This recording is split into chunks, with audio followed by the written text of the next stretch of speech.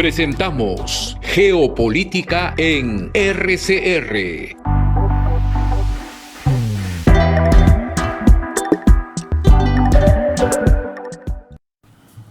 Muy buenas tardes, buenas noches para algunos, buenos días para otros. Un abrazo cordial. Hoy es víspera del 7 de junio, que para los peruanos es una fecha importante. No quería dejar esto porque creo que este sentimiento patriótico de peruanidad compartimos con todos aquí en Red de Comunicación Regional, con nuestros amigos que nos siguen y en particular con quien es hoy día nuestro invitado especial. Óscar Díaz tiene ya más de 20 años en el ejercicio profesional, tanto en el asesoramiento a inversiones que hoy día se califican de sostenibles. El término está tan manoseado ahora que yo prefiero hablar de buenas inversiones nada más, con distintos factores. Y además, un experto en comunicación. Yo le agradezco mucho a Óscar esta deferencia, sé que está bastante ocupado. Permítanme iniciar esta conversación que deseo tenga un carácter muy sencillo, sincero y directo, con una anécdota. Yo conocí a Óscar cuando trabajaba como asesor de un ministro de Energía y Minas que fue llamado por una interpelación en el Congreso.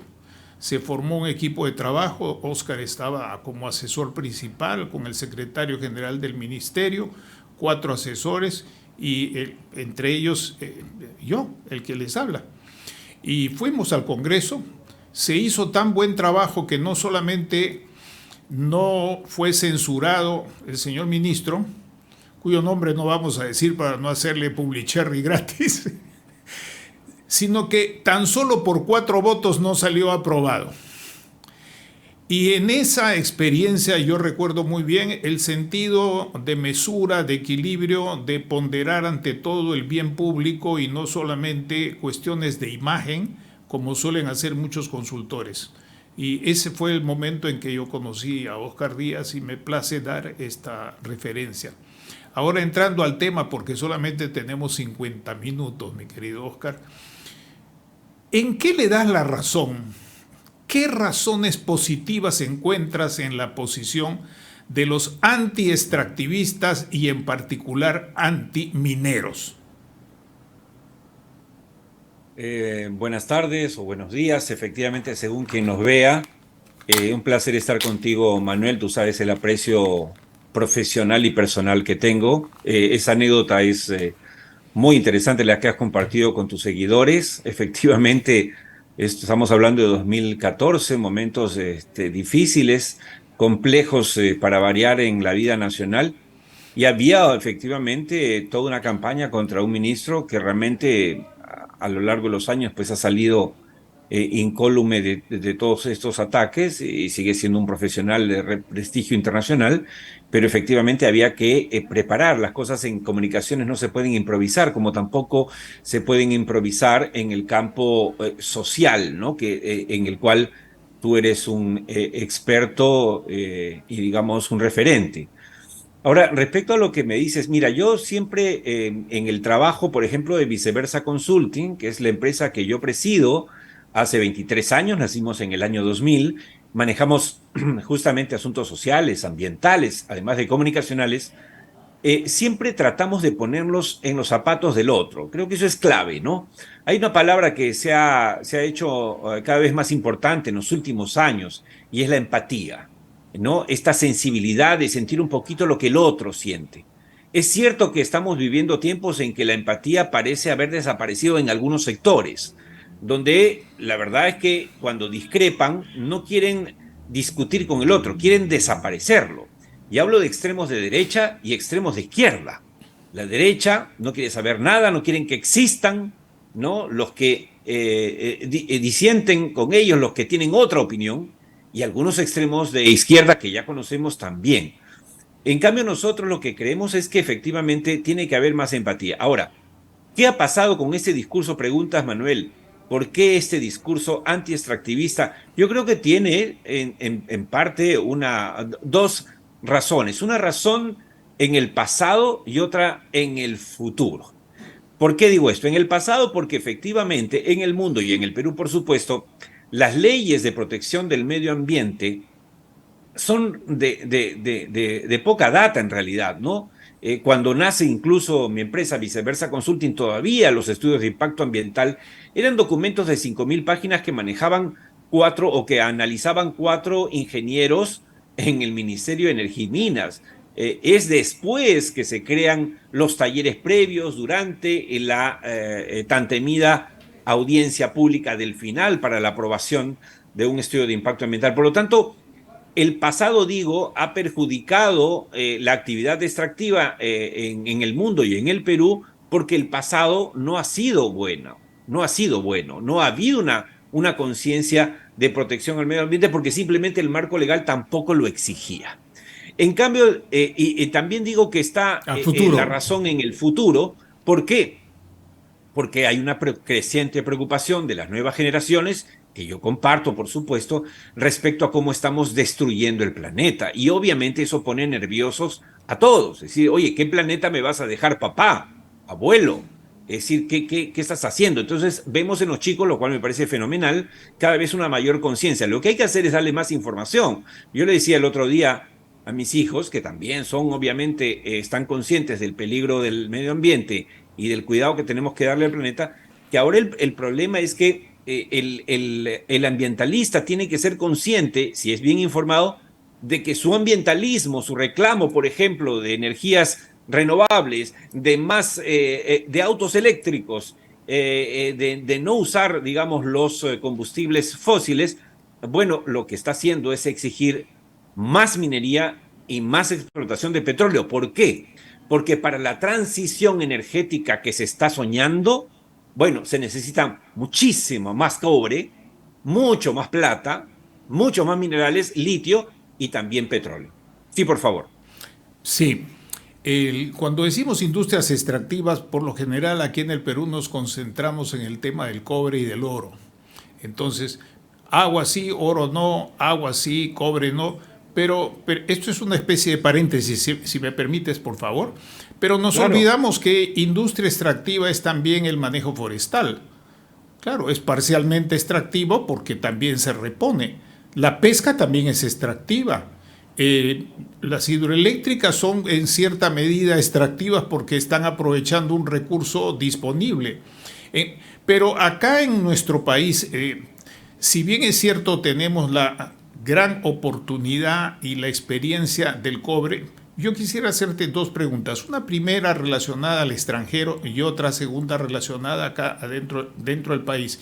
Tú has participado en reuniones internacionales que tienen un eminente carácter geopolítico, no solamente empresarial de rentabilidad, sino de geopolítico, lo que se discute en los PDAC en Toronto todos los años, las reuniones que hay en el Asia, las reuniones que hay en el Banco Mundial, todas tienen un trasfondo político. En esta consideración, apreciaría tu reflexión sobre la siguiente pregunta. ¿Qué es lo que hacen otros estados, no solamente empresas, sino otros estados, para cumplir con reglas básicas a las que tú has aludido y al mismo tiempo tener una rentabilidad o, como se dice desde hace tiempo, mayor valor añadido, add value, y valor compartido? ¿Qué es lo que hace Canadá? ¿Qué es lo que hace Australia? Dinos de una manera clara y concreta, sin olvidar el trasfondo geopolítico que ambos tienen, no solamente hoy por la guerra, sino desde antes. Bueno, Manuel, definitivamente un paso que han dado países como los que mencionas para hablar del mundo que se relaciona al sector básicamente minero, petrolero, energético, es que estamos hablando de países que se fueron más adelante y primero que todos hacer algo que era clave y que todavía en el Perú estamos repensando, mirando tímidamente, y es el incluir, ahora que se habla de inclusión, ¿no es cierto?, de incluir a los actores sociales en la historia de los proyectos. ¿A qué voy? En el Perú, tenemos conflictos sociales. Esos conflictos tienen que ver con que básicamente los actores sociales del área de influencia, las comunidades campesinas, comunidades originarias, como quieran, en sus diferentes, variantes, no se ven, no se sienten, no se reconocen identificadas con el proyecto minero porque no sienten ningún beneficio y porque además como que es algo extraño a ellos. Es más, son invasores que se llevan su riqueza sin que dejen nada para ellos. ¿Cómo han roto con ese círculo vicioso, el cual todavía no está roto en el Perú? ¿Cómo lo han roto en Australia o en Canadá? Integrando, haciendo parte del proyecto minero, petrolero, energético a las colectividades. No regalándoles la empresa, pero haciéndolas partícipe en diferentes fórmulas, acciones, participación, de alguna manera. Pero, ¿qué pasa? Con esta, que es algo que nosotros siempre hemos creído en Viceversa Consulting, lo decimos, pero no lo decimos, no tenemos el poder para cambiar la historia en el Perú, pero sí tratamos de hacer docencia, porque acá hay mucho temor, ¿no? O sea, oye, si le damos las acciones, entonces participación a las comunidades, se toman la mina. No, no, no. Lo que ha pasado fuera en estos países y que podría pasar en el Perú perfectamente, lógico, hay que hacerlo bien reglamentado, es algo clave, Manuel. Si tú llegas a atar con alguna fórmula el destino de las colectividades al destino de tu proyecto minero, petrolero, energético, olvídate, adiós, viceministro de Gobernanza Territorial. No, no, no, no. Acá está sellado el pacto. El domingo entrevisté en mi programa de televisión Tierra Adentro al señor José Luis Medina, gerente de sostenibilidad de Petrotal, la primera y única empresa petrolera que tiene el Perú, además de origen peruano, y que está operando exitosamente a pesar de todos los problemas. ¿Qué ha hecho? Ha creado el Fondo 2.5 para que de sus ingresos se destine ese monto a las colectividades. O sea, ha abierto su contrato para que se introduzca esta figura. No contentos con eso, han ido al Congreso, han ido a la Comisión de Energía y Minas y luego han logrado la aprobación ahí y luego en el Pleno para que el canon minero sea configurado para Loreto y para que el 10% pueda ir a Puniagua, donde está la actividad de esta petrolera. Es decir, hay cosas como esa que sí que se pueden hacer, Manuel, y que si se entiende cada vez más, va a ser la solución a los conflictos sociales que vive el Perú y que causan rechazo, que causan enfrentamiento entre peruanos y que crean este resentimiento que es realmente absurdo. Ahora, ¿por qué? Sigamos con el tema, y me iba a saltar al segundo tema. Detrás de esta pregunta, con el criterio geopolítico y en relación a lo que otros estados hacen, aquí ha surgido últimamente el temor de que China, que es una potencia inversionista a través de sus empresas estatales, el respaldo del partido, del Comité Central, del presidente de la República, de los ministros y de los empresarios, ha entrado mucho miedo. Mi pregunta es, a pesar de que Australia está en el Asia-Pacífico o Indo-Pacífico, ¿esta situación de guerra mundial ha afectado sus relaciones económicas con la China? ¿En qué sentido, si es que lo ha afectado o no? Perdón, no te entendí. ¿Le ha afectado a Australia o a nosotros? No, Australia. Estoy tratando de hacer una comparación porque mucha gente no quiere escuchar solamente otras cosas, sino quiere escuchar solo lo del Perú, pero hay que abrir la mente a cómo es el mundo. El mundo es un pañuelo. Así es. Bueno, mira, de ninguna manera. O sea, Australia está conviviendo de una manera inteligente con el mundo, haciendo negocios con todos los que se pueden hacer. En el caso peruano, por ejemplo, yo estoy absolutamente convencido de lo que pasa en Australia se puede hacer perfectamente en el Perú. Es más, la situación que vive hoy, hablando de geopolítica, la guerra comercial, no militar, que viven en este momento China y Estados Unidos, hoy día ha sido titular también en el mundo, que se ha recrudecido, la guerra comercial, se está dando, pero los países como el Perú tienen una ventaja pues inmensa. ¿Por qué? Porque tanto China, que ya está invirtiendo miles de millones en el Perú en diferentes empresas del sector, además en particular minero, petróleo, energético, además del pesquero, están tan interesadas en el Perú que difícilmente se van a pelear con el Perú. Y viceversa. Las empresas norteamericanas están tan interesadas en recuperar el terreno perdido en países como el Perú, que difícilmente se van a pelear con el Perú. Por lo tanto, es algo que ya ahí metemos un poco de política, Manuel, que tú sabes que es una cosa que me gusta y con la que yo he empezado desde los 21 años conduciendo programas políticos. Adelante, Y adelante. es que yo siempre me sorprendo, no dejo de sorprenderme de que no tengamos un solo candidato presidencial en los últimos años, 20 años por lo menos, para no irnos más atrás, que no tenga un mínimo de visión de estadista, un mínimo, que no le diga al país, no solamente vota por mí porque te voy a dar chamba, no, sino que vamos a ser la primera potencia minera de América. Vamos a ser la primera potencia turística de América, porque tenemos de dónde agarrarnos. Vamos a ser la primera potencia pesquera de América. Tenemos para hacerlo. Vamos a ser la primera potencia agroexportadora. Ojo, cuando se decide uno a ser la primera potencia en lo que sea, obviamente detrás hay un paquete tributario, ¿no es cierto? En el cual tú permites que las empresas vengan y, ok, los primeros 5 años no pagan IGB, los siguientes 5 años pagan la mitad del IGB y los siguientes 5 años ya pagan normal. Sí, van a patear las puertas de Perú para entrar. Chinos, americanos, holandeses y de todas partes. Pero no hay líderes en el Perú, no hay nadie que diga qué es lo que vamos a hacer. Solamente son administradores de la caja, pero de ninguna manera visionarios. Y eso es algo triste, pero me volví al Perú y regreso a Australia. Australia está haciendo lo que yo estoy diciendo, yo no estoy descubriendo aquí la pólvora.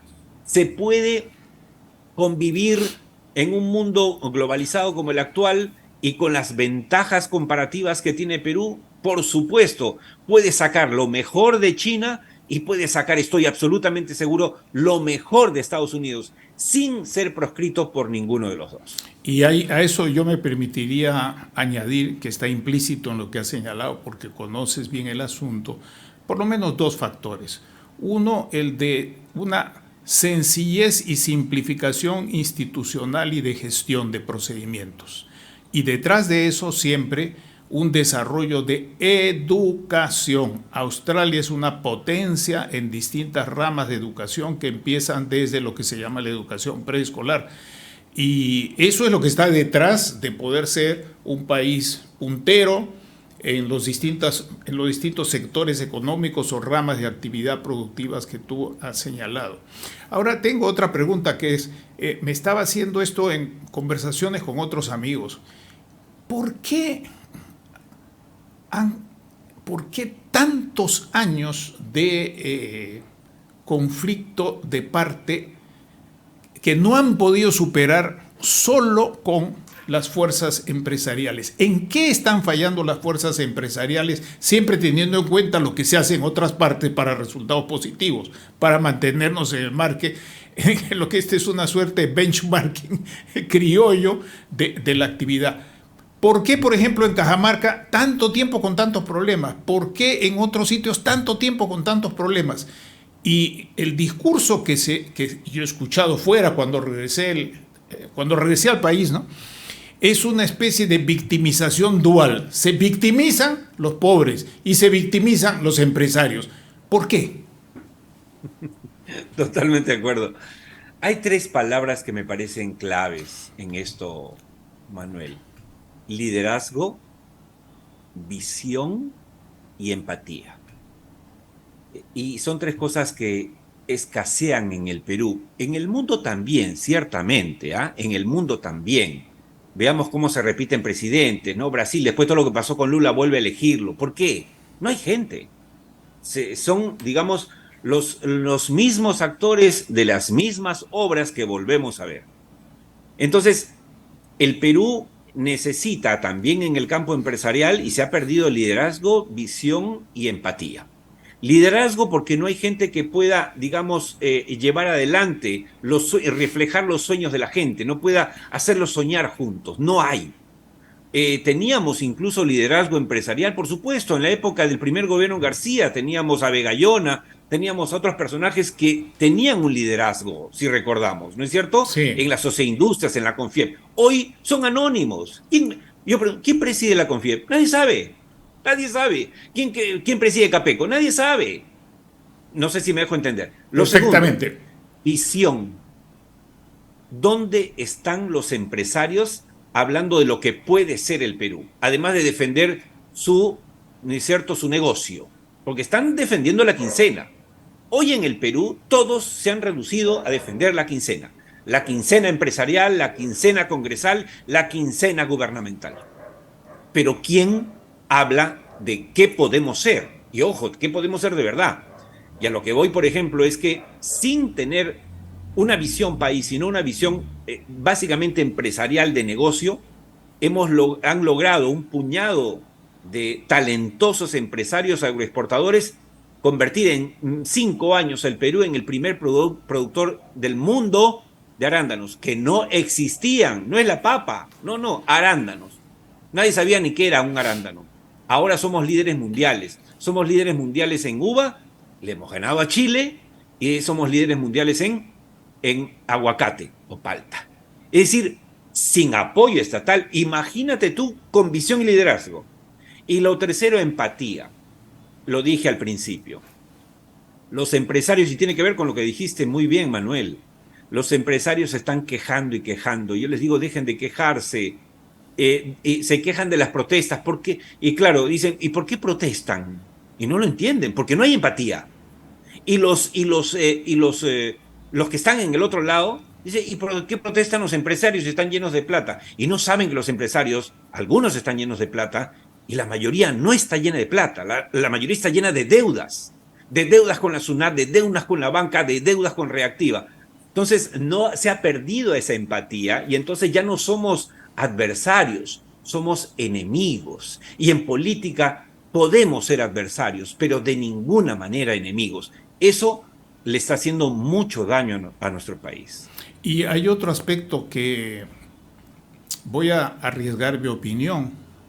Mi percepción en todo este tiempo, por lo que viví en Argentina, en Uruguay, en Chile menos, en América Central, en otros países de Europa un poco menos, respecto de la conducta en materia de información y comunicaciones de los grupos, de los principales actores, se caracteriza por una especie de autismo.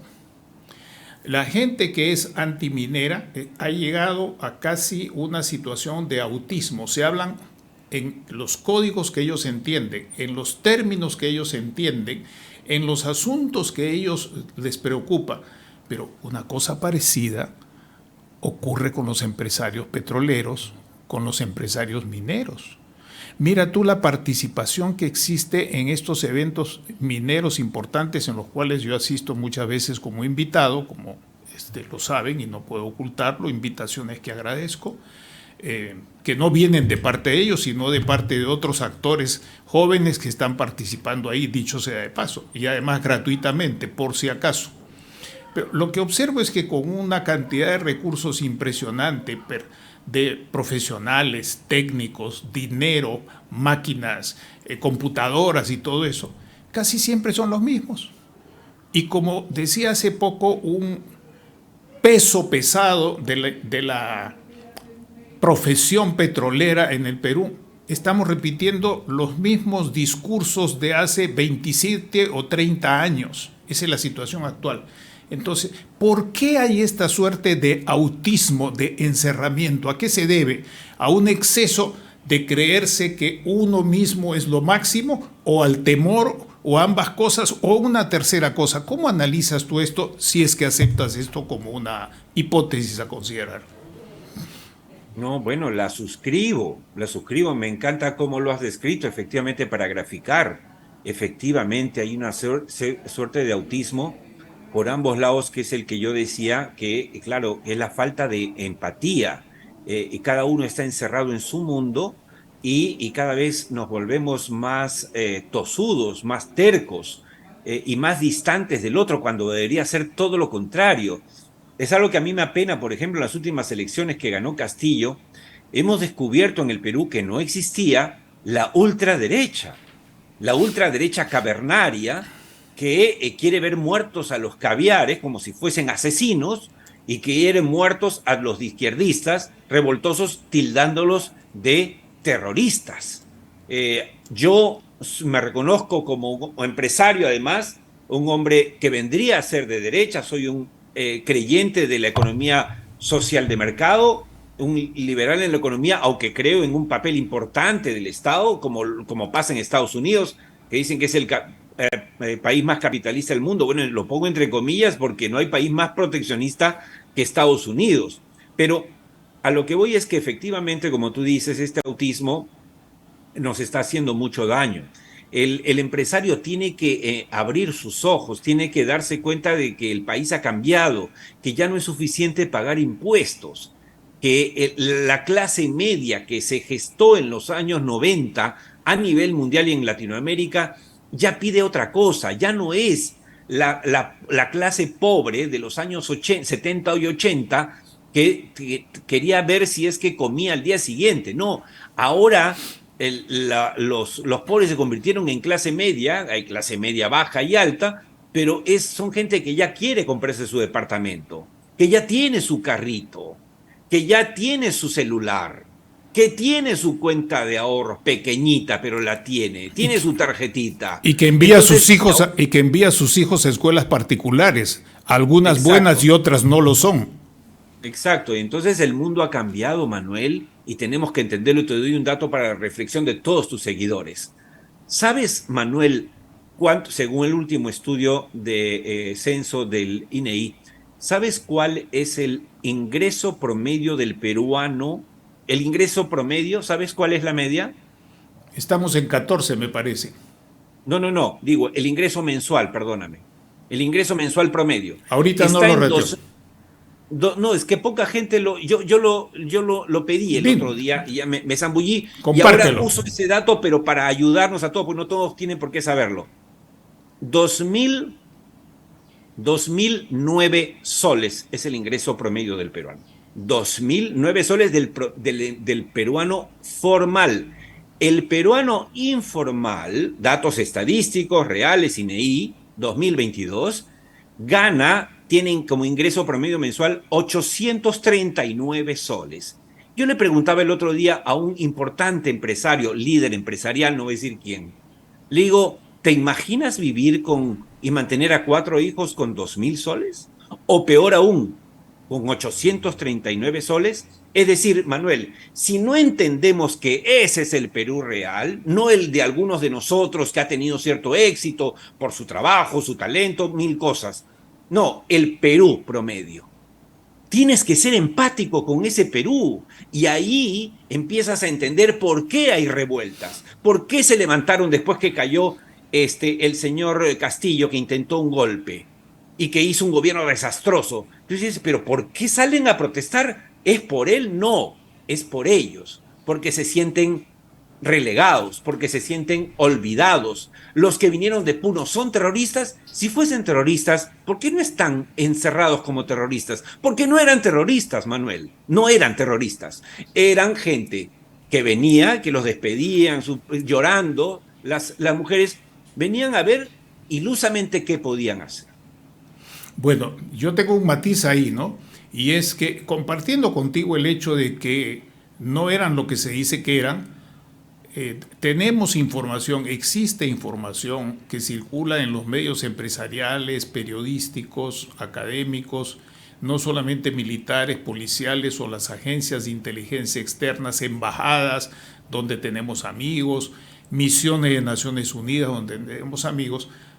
Todos ellos sabemos que hay elementos que sí son del Movadef que han estado actuando, pero ese no es el tema de hoy, ¿verdad? Eso lo sabemos y creo que es importante decir y por qué no se actúa con relación a ellos. Pero ese es otro tema, no es nuestro tema de este momento, ¿verdad? Y no lo quiero escapar. Además, perdóname, pero sí. Solo lo aclaro. Yo no estoy diciendo que no ha habido ninguna intervención de gente vinculada al terrorismo. Estoy diciendo que si se han movilizado 5.000, 10.000, esos 10.000, 20.000, 30.000, 50.000 no son terroristas. Que hay revoltosos, por supuesto. Y yo me pregunto, ¿por qué no los han capturado? Así es. ¿Por qué no los han detenido? Eso es algo que es digno de análisis, ¿no? Comparto ese razonamiento. La pregunta concreta es, resuelve el asunto motejando o clasificando a todos en un mismo saco, o se resuelve el asunto diferenciando y dialogando y trabajando siempre con quienes se puede trabajar para no dejar los espacios libres que se dejan a otros, ¿no? Yo creo que esa es la cuestión fundamental. Por eso me parece, y yo tengo el siguiente razonamiento, y permíteme, antes de pasar a otro tema, ofrecerte este razonamiento. En la guerra, ¿hay o no hay espías, diplomáticos y amigables componedores entre los que se están matando en el campo de batalla? Claro que lo hay. Así es. Si esto es en una guerra donde la gente se mata, ¿por qué no va a haber intermediarios, comunicadores, enlaces, elementos de comunicación, si es que estamos recién a 200 años de una república, que es poco? Y todas las cosas no se han originado en la conquista.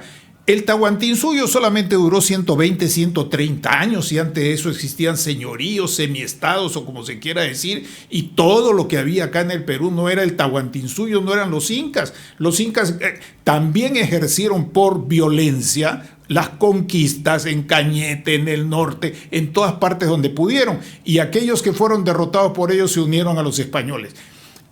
Desde ahí tenemos las cosas, y no solamente desde la colonia, como se dice ahora, hay que decolonizar. Eso sí es un aspecto importante, pero creo que hay que separar la paja del grano en nuestro criterio y en las relaciones y en las comunicaciones que hay que hacer. Dicho esto, tengo otra preguntita, que tú eres capaz de decirlo sin pelos en la lengua, como me gustaría hacer siempre todos los programas. ¿Por qué los empresarios no han salido a defender la situación real constitucional del Perú cuando eso sí hacen otros empresarios en otros países? Hablo de Chile, sí. Hablo de distintos países para no adelantar programas.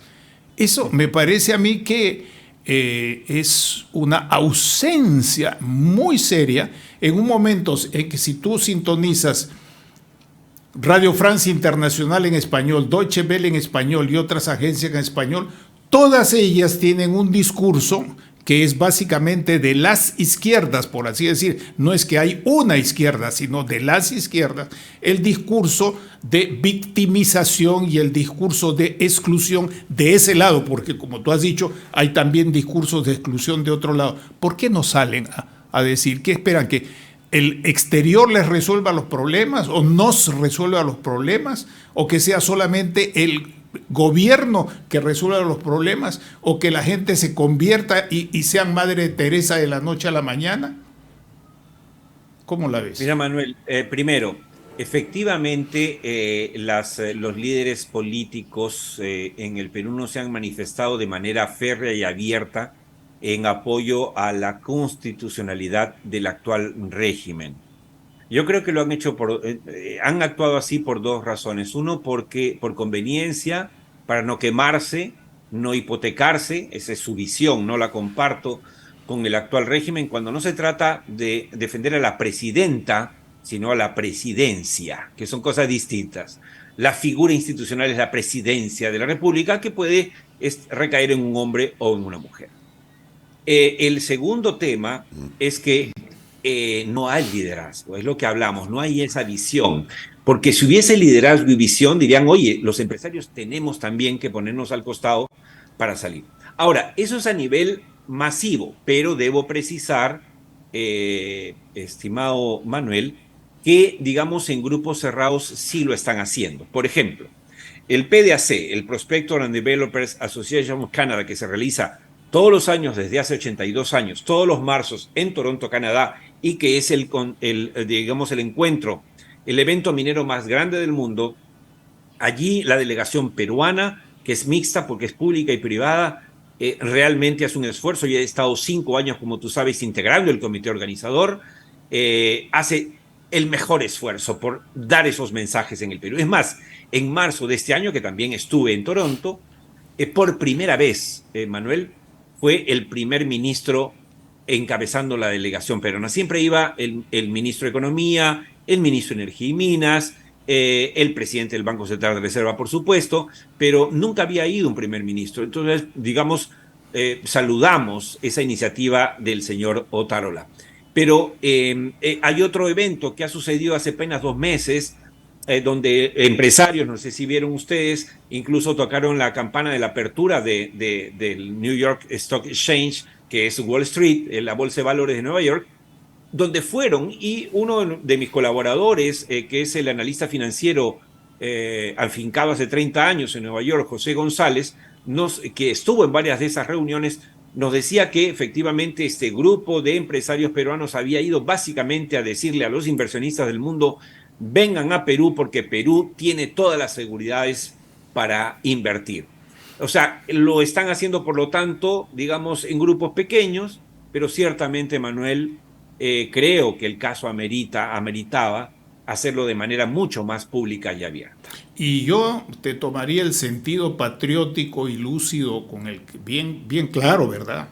Sin pelos en la lengua, perdona la expresión, en que estamos conversando, para invitarte a que auspiciemos que en las próximas delegaciones se incluya personas que representan a los comuneros, a los trabajadores de las empresas y a quienes viven ahí y van a seguir viviendo luego del cierre de mina. Y van a ver qué es lo que se ha hecho. Creo que eso es un paso importante que podríamos promover. ¿Cómo ves ese asunto? Mira, totalmente, Manuel. Yo en el año 2012, 12, ¿sí? Integrando el comité organizador de la presencia peruana en el PDAC de Toronto, fui quien propuso que, además de ser una delegación llena de empresarios, esa delegación incluyese a presidentes regionales, a alcaldes, y fue en esas circunstancias que se invitó, fue la primera vez que se llevó a representantes, digamos, de ese tipo. Fue el entonces presidente regional, así se llamaba, ahora son gobernadores regionales, como debe ser, pero era presidente regional de Moquegua, el señor Martín Vizcarra, pero también fue el presidente regional de Apurímac, me parece, y de Cusco. Fue el inicio, pero ciertamente yo creo que pasados estos años, estamos hablando del 2012, estamos hablando hoy que estamos en 2023, transcurridos ya 11 años. 11 años. Y yo creo que efectivamente deberían, y coincido plenamente contigo, que en esa misma línea deberían incluirse ya no solamente autoridades de ese nivel. Este año, por ejemplo, fueron el gobernador de Moquegua, el gobernador de Cajamarca, el gobernador de Cusco, invitados, por supuesto, por la delegación, con los gastos pagados, y también, bueno, básicamente ellos, ¿no? Entonces, pero, por ejemplo, en el programa de televisión que yo dirijo, Tierra Adentro, los domingos a las 7 de la noche y a las 9 de la noche en ATV+, yo he invitado, por ejemplo, en varias oportunidades a secretarios de sindicato de empresas mineras. Me gustaría ver en los próximos años en el PDAC que inviten también a secretarios de sindicatos y también a líderes comunales. Hay miedo, Manuel, hay un poquito de miedo, pero yo creo que un miedo que no tiene mucho sentido, más aún si actúas bien, como están haciendo muchas empresas mineras. Yo creo que hay que dejar de lado ese miedo y llevar a esta gente para que vea con sus propios ojos cómo miran al Perú y qué oportunidades hay inmensas para cambiar la vida de tantos peruanos. Sí, y en esa perspectiva creo que el miedo siempre existe, el temor. El problema no es el miedo, el problema es no superarlo, ¿verdad? Y creo que la superación del miedo es cuando uno tiene sus principios bien claros y cuando tiene un conocimiento, una buena inteligencia de la situación real que vive el país. Permíteme una licencia de imaginación. Si yo fuese autoridad en algún momento, también invitaría a algunos connotados antimineros, no a aquellas personas que insultan, pero sí a aquellas personas que publican, que trabajan para ONGs o para Naciones Unidas. Hay muchos que trabajan para el sistema de Naciones Unidas, para el PNUD, en fin, para distintas agencias. Yo también los invitaría por una sencilla razón, porque es la mejor expresión del diálogo fundamental entre personas que viven y que tienen intereses, hijos, nietos y personas que van a quedarse a vivir en el país una vez que pasen las etapas conflictivas o exitosas de la agricultura, del petróleo, de la pesca, de la minería, y pensando sobre todo en el futuro, porque si no seguiríamos actuando mirando hacia atrás y quedándonos congelados, con un pensamiento y una actitud congelada. Así es que creo que ese es un tema que podemos mover bastante. En este sentido tengo otra inquietud. En las participaciones que tú has tenido, ¿cuál es la visión que tienen los dirigentes indígenas, por ejemplo, en Canadá, o los dirigentes indígenas, si es que estás informado, de Australia, que estoy tomando solamente estos dos países, para no hablar de Chile, que es un asunto muy delicado y que por respeto prefiero que lo conversemos en un programa ad hoc, en un programa especial? Te escucho, Oscar. Bueno, mira, lo decíamos un poco al principio, ¿no? Mira, hace 5 o 6 años el presidente del PDAC, de este evento tan importante anual de la minería mundial en Toronto, el presidente del PDAC de ese año era el presidente de las comunidades de indígenas de Canadá. O sea, para que veamos, para que podamos entender cómo ellos han dado un paso, muchos pasos más adelante que nosotros.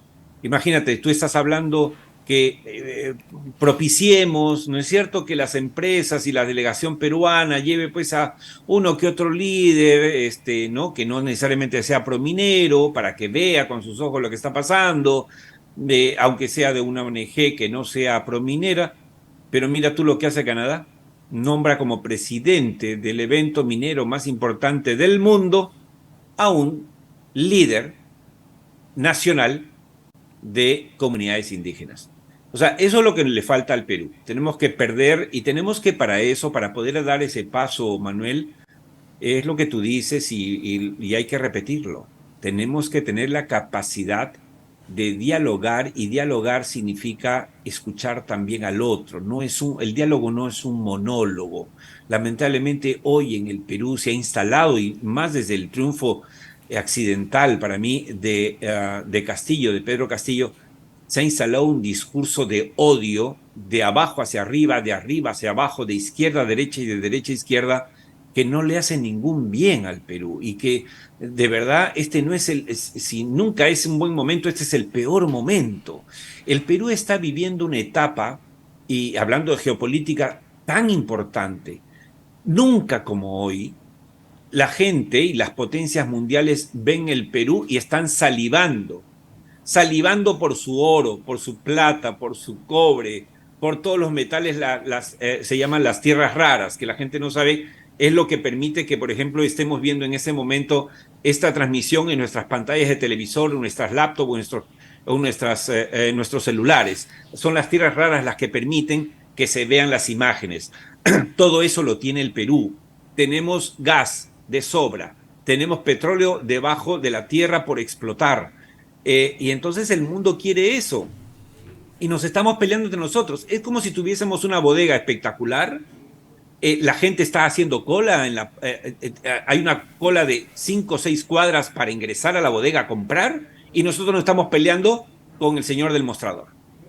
O sea, y el de la limpieza. Es decir, es lo más absurdo que hay. Y por eso, claro, yo que hablo con tanto empresario extranjero, por mi trabajo, por la empresa, dicen: oye, pero no los entiendo, porque se están peleando si están llenos de oro, plata, cobre, zinc y todo lo que el mundo quiere hoy. Claro. Entonces, ahí hay un reto, ¿no? Sí, lo que pasa es que en el discurso anti-extractivista y antiminero, ese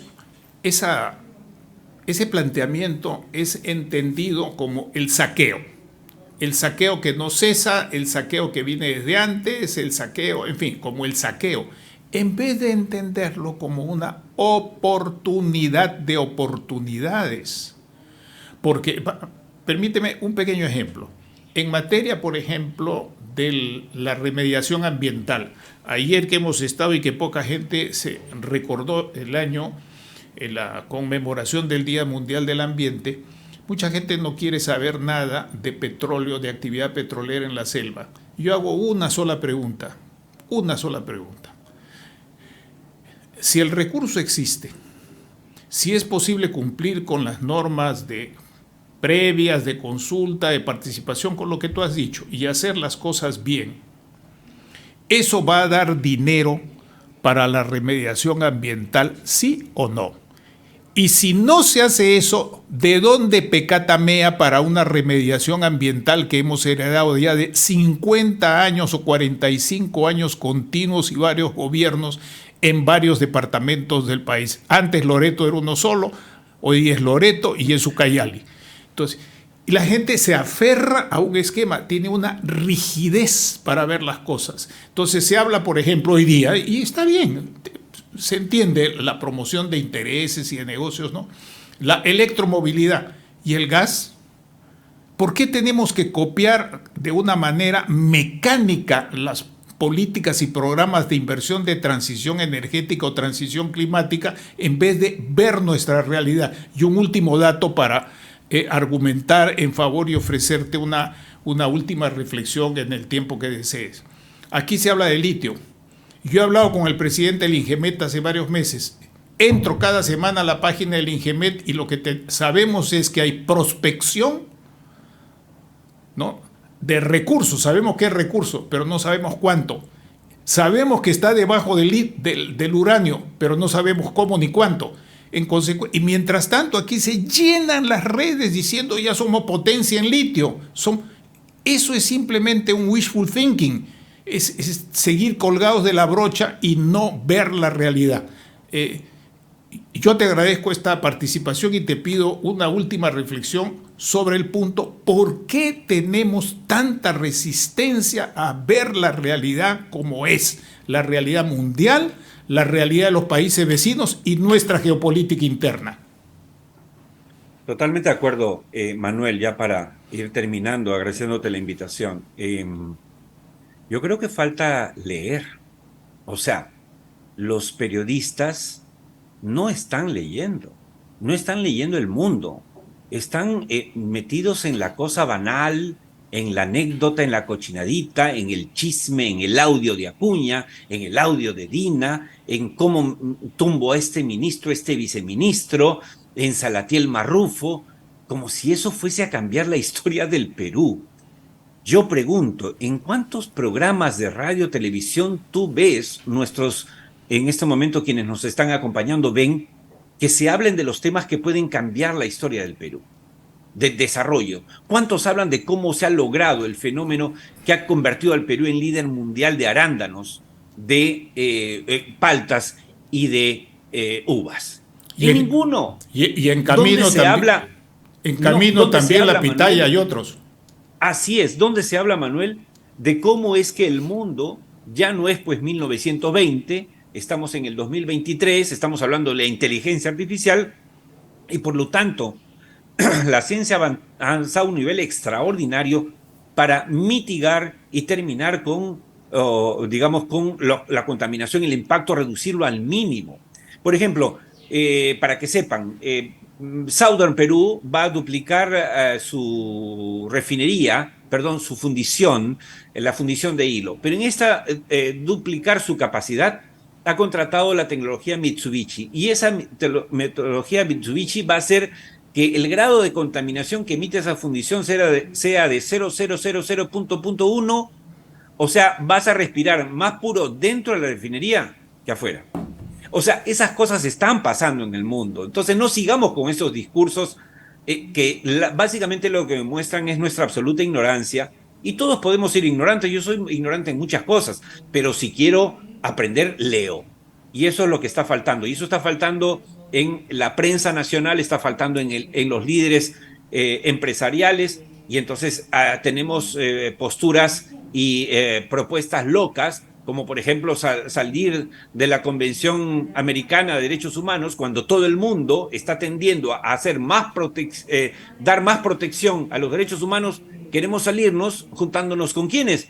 Con Venezuela, y con Nicaragua. Es decir, eso es una falta absoluta de conocimiento de lo que está pasando en el mundo. En tanto leamos, tengamos un poquito más de ambición para dejarnos de mirarnos al ombligo como pasa en el Perú casi todo el tiempo, yo estoy seguro que las posibilidades del Perú son inmensas y sigo creyendo que si somos un país, para terminar, que ha podido superar, por no irnos más atrás, Manuel, para irnos solo hasta el 70, hemos superado una dictadura militar, la de Velasco Alvarado. Hemos superado la hiperinflación de la García primera parte en el 85. Hemos superado Sendero Luminoso y el MRTA y su guerra sangrienta. Hemos superado la dictadura corrupta de Fujimori y Montesinos. Por favor, somos capaces de superar muchas más cosas. Por eso es que a mí me daba risa cuando decían que el fin del mundo se venía con Pedro Castillo, un pobre hombre que terminó como tenía que terminar, dando un golpe en el cual no tenía ni un policía de respaldo. Sí, quedó acompañado solamente de sus pequeños delincuentes. En fin, así es. Creo que debemos ir terminando. Te agradezco tu participación. Para nuestros amigos que no están acostumbrados a un lenguaje así tan directo, creo que hemos sido muy respetuosos con todos. Hemos tratado de ser rigurosos, pertinentes, relevantes, respetuosos. Dejamos algunas preguntas en el aire. Invitamos tanto a los empresarios como a las comunidades y a las organizaciones sociales a ver la geopolítica no solamente en términos clásicos militares. La gente dice geopolítica, militar, dice, entonces se confunden. Y hoy día se habla geopolítica de la pandemia. Yo he participado en un libro importantísimo en el cual he sido regalado con una invitación a escribir ahí sobre ese tema. Hay gente mucho más importante que yo en eso. Hay geopolítica de las comunicaciones y extraña por eso que en los próximos eventos que han sido programados por las autoridades del sector petrolero y minero todavía no se entre con fuerza en los temas del marco y del proceso geopolítico mundial en cuanto a problemas y posibilidades del Perú. Creo que esto deberíamos impulsar y superar la micropolítica y ya no solo la geopolítica interna, por así decir. Tus últimas palabras, Oscar, por favor. Solo para suscribir lo que dices, si nosotros somos capaces de dejar de vernos al ombligo, como decía, y ver un poquito más allá, levantar la cabeza, dejar de concentrarnos en el árbol y ver efectivamente el bosque, podemos descubrir cosas grandiosas. Podemos descubrir, para empezar, que el Perú efectivamente es más grande que sus problemas y que es una oportunidad, como decía Basadre. El Perú está lleno de riquezas, no solamente, digamos, físicas, palpables, sino humanas. La gente acá critica a los trabajadores. Uno va afuera y todo el mundo dice los trabajadores peruanos son los mejores. Y acá nos agredimos, ¿no es cierto? Nos insultamos. Ojalá que esto sea una realidad y en todo caso, si en algo contribuimos, Manuel, gracias a tu gentil invitación, es que a quienes se hayan tomado la molestia de vernos y seguirnos en esta conversación tan grata para mí, básicamente es dejarles la inquietud de mirar un poquito más allá. Muchas gracias, Oscar. Con mis mejores deseos para ti, tu familia, tu empresa, tus amigos. Muchas gracias por tu contribución tan objetiva y argumentada y sin pelos en la lengua, con toda franqueza, pero al mismo tiempo con mucho respeto por las opiniones de todos, porque uno empieza respetándose a sí mismo. Muchas gracias. Encantado, gracias a ti, Manuel.